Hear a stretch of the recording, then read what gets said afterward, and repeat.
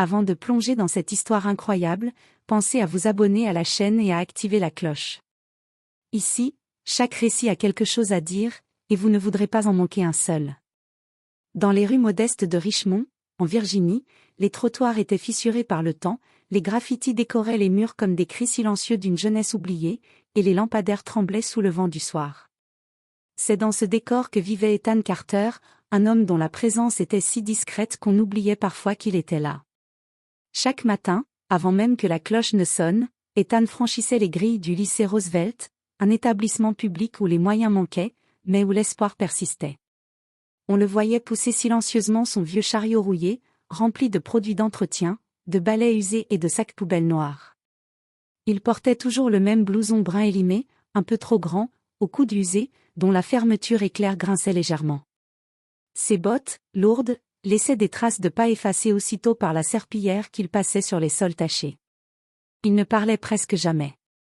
À ceux qui tentaient une conversation, il répondait d'un hochement de tête, ou d'un regard poli mais distant. Les élèves le surnommaient parfois « le fantôme du couloir C », parce qu'il apparaissait et disparaissait sans bruit. Mais jamais il ne haussait le ton. Jamais il ne se plaignait. Il avançait avec une régularité presque militaire, comme s'il suivait une discipline connue de lui seul. Ce que personne ne savait, ni les enseignants, ni les élèves, ni même le proviseur, c'est que 10 ans plus tôt, Ethan Carter était une légende vivante dans le monde de la boxe. Champion des poids lourds, invaincu sur 23 combats, surnommé « The Quiet Storm » pour sa manière foudroyante de frapper sans jamais hausser la voix. Sur le ring, il ne criait pas, ne gesticulait pas. Il laissait ses poings parler, avec une précision clinique et une force terrifiante. Ses combats étaient retransmis dans tout le pays. Des affiches avec son visage ornaient les murs de Las Vegas, de New York, de Chicago. Les sponsors l'adoraient. Les fans l'idolâtraient. Mais derrière cette ascension fulgurante, il y avait un cœur attaché à une seule personne, sa femme, Naomi. C'est elle qu'il avait connue bien avant la gloire, quand il livrait des pizzas le soir pour payer ses cours de boxe dans une salle miteuse du Bronx. Elle était son ancre, sa voix intérieure, sa paix. Ils avaient emménagé à Richmond pour fuir la frénésie médiatique et offrir à leur fille, Lena, une enfance normale. Mais tout s'était brisé une nuit d'hiver. Alors qu'il se rendait à Los Angeles pour un combat important, Naomi, au volant sur une route verglacée, avait perdu le contrôle de la voiture. L'accident fut fatal. Ethan apprit la nouvelle alors qu'il enfilait ses gants, dans les vestiaires. Il retira les gants. Et il ne remonta plus jamais sur un ring. Les caméras l'attendaient. Il n'est jamais sorti par l'entrée principale. Il prit un vol-retour discret, dans l'anonymat, avec pour seule priorité, élever sa fille. Depuis ce jour, Ethan avait renoncé à tout, la gloire, l'argent, le prestige. Il avait vendu ses ceintures, donné ses trophées, et troqué les applaudissements contre le silence des couloirs de lycée. Il refusait d'être une star. Il voulait simplement être un père présent, un homme de l'ombre. Lena, sa fille, était tout pour lui. Chaque matin, il lui préparait son petit déjeuner. Chaque soir, il s'asseyait à ses côtés pour l'aider dans ses devoirs, corriger sa posture quand elle pratiquait la danse ou la rassurer lorsqu'un cauchemar venait la troubler. Les rares fois où elle le questionnait sur son passé, il répondait avec douceur. C'était une autre vie, Lena. Une vie de bruit. Moi, je veux t'offrir une vie de calme. Et dans son regard, il y avait toujours cette douleur intacte. Celle d'un homme qui avait appris à encaisser les coups, mais que la perte de l'amour de sa vie avait mis à genoux d'une manière qu'aucun adversaire ne l'avait jamais fait. Un soir d'automne, le ciel était d'un gris profond, chargé de nuages lourds. Le vent balayait les feuilles mortes, les faisant tourbillonner dans les ruelles désertes de Richmond. Les rues du centre-ville, bruyantes de klaxons, de rires ivres et de sirènes lointaines, n'étaient pas pour Ethan. Comme à son habitude, il choisit de couper par une ruelle latérale, sombre mais familière, pour regagner son petit appartement. Ses bottes usées résonnaient doucement sur le béton humide. Il portait son blouson brun et un sac de course contenant du lait, un paquet de céréales, et quelques fruits pour sa fille Lena. Ce qu'il ne savait pas, c'est que 4 jeunes hommes l'observaient depuis le coin d'un immeuble tagué. Membre d'un petit gang local, il cherchait un coup facile, une victime à dépouiller. Ils avaient déjà agressé un livreur la veille. Ce soir-là, Ethan semblait parfait, seul, vieux, silencieux, sans défense, pensait-il. Et, vieux, lança l'un d'eux avec un sourire narquois. C'était Devon, le plus jeune. Tu vas où comme ça? T'as pas une petite pièce pour nous? Ethan ne répondit pas. Il garda le regard droit devant lui, continuant de marcher calmement, comme s'il n'avait rien entendu. Oh! Il fait le muet, ce vieux, ricana Rico, qui s'avança pour lui barrer la route, son pantalon tombant sous ses hanches, ses mains dans la poche de son sweat. Ethan s'arrêta. Il le regarda une seconde, sans un mot, et fit un pas sur le côté pour l'éviter. Mais le quatrième, placé derrière lui, le frappa d'un coup sec entre les omoplates. Ethan tituba légèrement vers l'avant. Son sac tomba. Le lait se brisa sur le trottoir.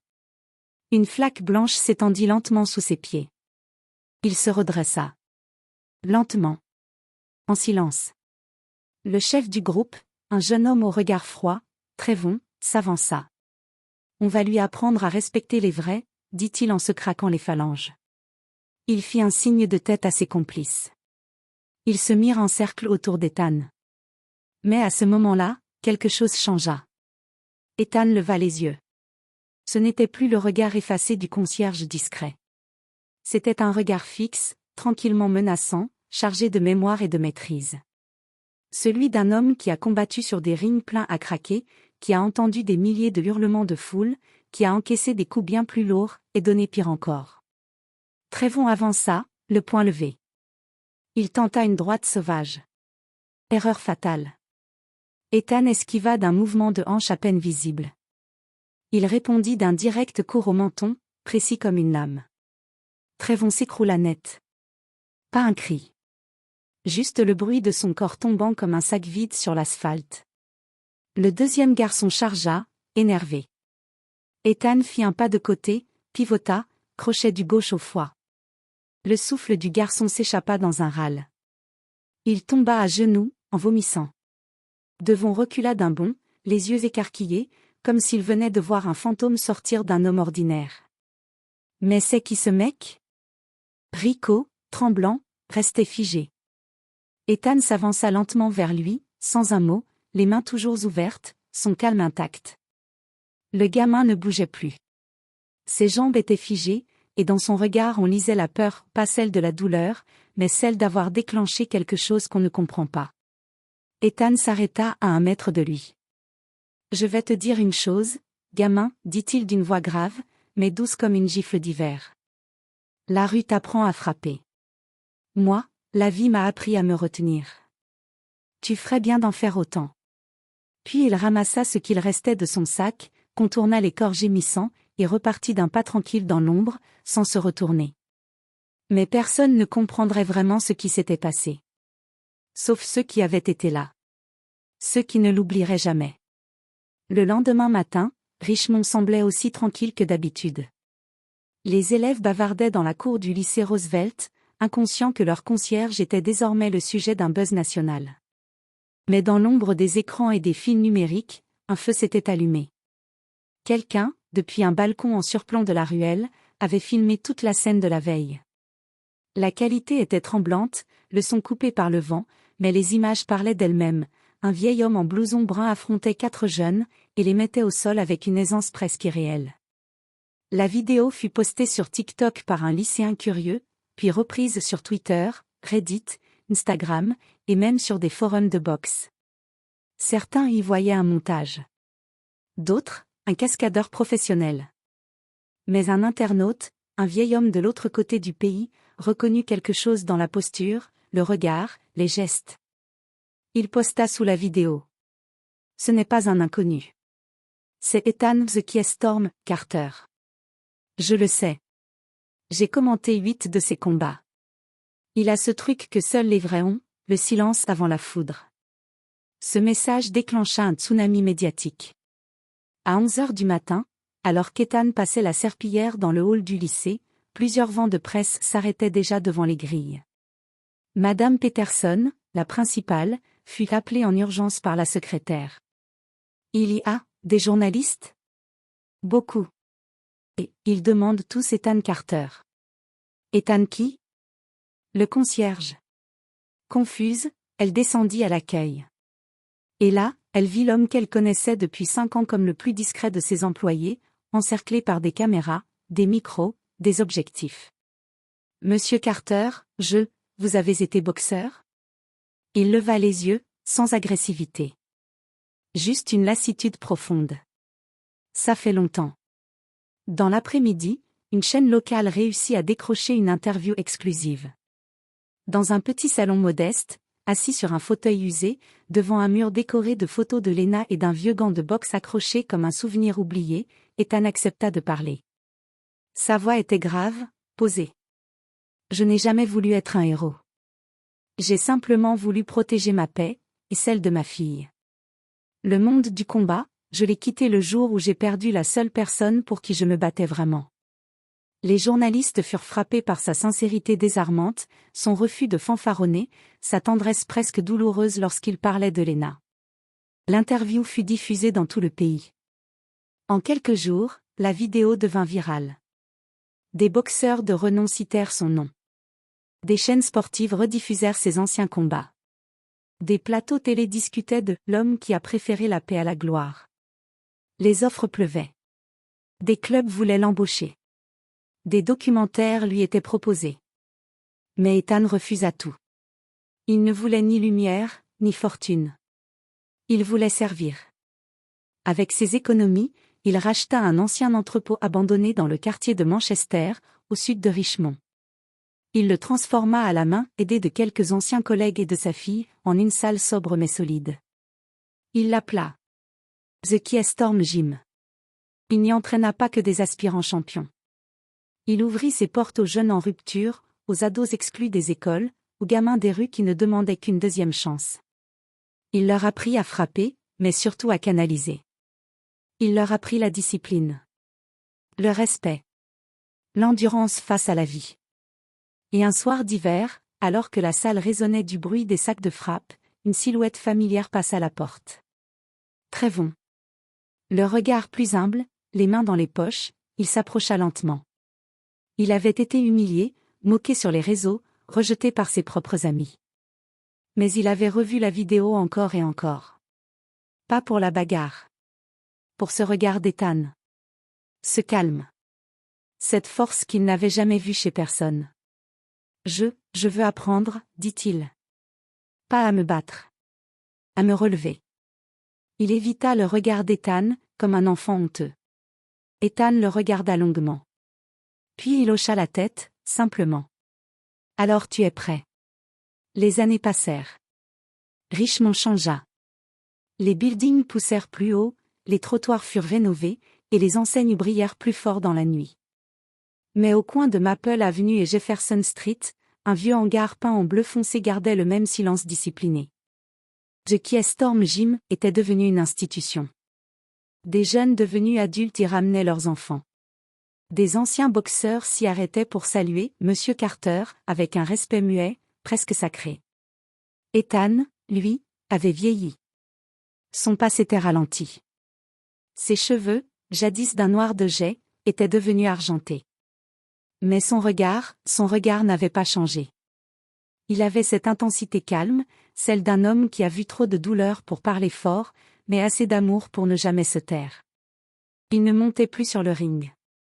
Il restait souvent assis au bord, dans ce vieux fauteuil en cuir craquelé qu'il avait ramené de chez lui. Lena, devenue assistante sociale, venait souvent le rejoindre après son travail. Parfois, elle s'asseyait à côté de lui, silencieuse, regardant les jeunes s'entraîner. « Tu sais, papa, t'as jamais cessé d'être un combattant », lui dit-elle un soir. Il sourit doucement, les yeux dans le vide. « Peut-être. Mais maintenant, je me bats autrement. » Avec les années, des documentaires furent tournés sur son histoire. Des anciens rivaux racontaient leurs souvenirs, souvent émus. Des journalistes tentaient de comprendre pourquoi un champion invaincu, adulé par les foules, avait tout quitté au sommet de sa carrière.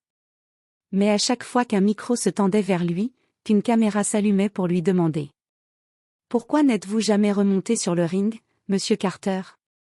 Pourquoi avoir tourné le dos à la gloire ?» au titre, à la fortune? Il répondait toujours la même chose. Pas en citant ses trophées, ni ses combats légendaires. Pas en parlant des KO ou des ceintures dorées. Il posait calmement ses mains usées sur ses genoux, regardait droit dans les yeux, et disait: j'ai déjà gagné le combat le plus important. Celui contre moi-même. Et dans ce silence chargé de vérité, plus personne n'avait rien à ajouter. À son enterrement, des années plus tard, il n'y eut ni stade, ni grande cérémonie. Mais la salle du gymnase fut remplie à craquer. Sur les murs, des photos jaunies montraient Ethan jeune, ganté, prêt à frapper. Mais la plupart des visages dans la pièce ne le connaissaient pas comme un boxeur. Ils le connaissaient comme un guide, un père, un rock. Trévon, désormais éducateur dans une école difficile, prononça un discours. Il ne m'a pas appris à frapper, il m'a appris à ne plus le faire pour les mauvaises raisons. Il m'a appris à tenir debout. Même quand le monde t'écrase. Léna, la voix tremblante mais fière, lut un poème qu'elle avait écrit. Il ne parlait pas beaucoup. Mais il écoutait mieux que quiconque. Il ne montrait pas ses muscles. Mais il portait des âmes avec ses bras fatigués. Il n'a pas combattu pour les ceintures. Il a combattu pour qu'un jour, son silence devienne refuge. Et dans la lumière douce d'un après-midi d'hiver, le monde comprit enfin. Ethan Carter n'était pas un homme qui avait quitté le ring. C'était un homme qui avait transformé chaque jour de sa vie en victoire.